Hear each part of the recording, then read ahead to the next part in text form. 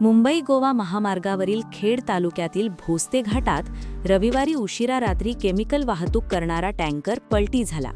या अपघाताने परिसरात काही काळ तणावाचे वातावरण निर्माण झाले आहे. हा टँकर लोटे MIDC परिसरातील कंपनीचा असल्याची प्राथमिक माहिती समोर आली आहे. सुरक्षेच्या दृष्टीने पोलिसांनी घटनास्थळी तातडीने बंदोबस्त वाढवला आहे.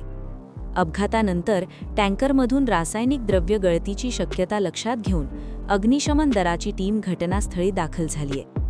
लीकेज नियंत्रित करण्यासाठी आणि परिसर सुरक्षित करण्यासाठी तातडीने उपाययोजना हाती घेण्यात आल्यात.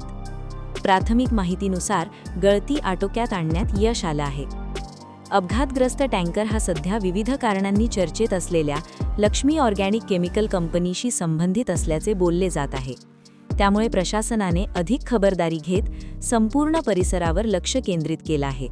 या घटनेत कोणतीही जीवितहानी झाल्याचे वृत्त नसले तरी पोलीस, अग्निशमन दल आणि स्थानिक प्रशासन परिस्थितीवर बारकाईने लक्ष ठेवून आहे. 24 न्यूज रत्नागिरी.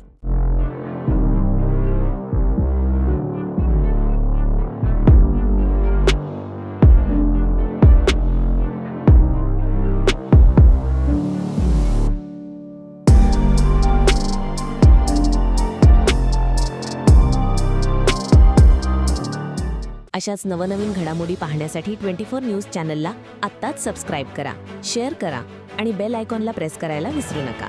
आणि हो, तुमची प्रतिक्रिया देखील कॉमेंट बॉक्समध्ये नोंदवा.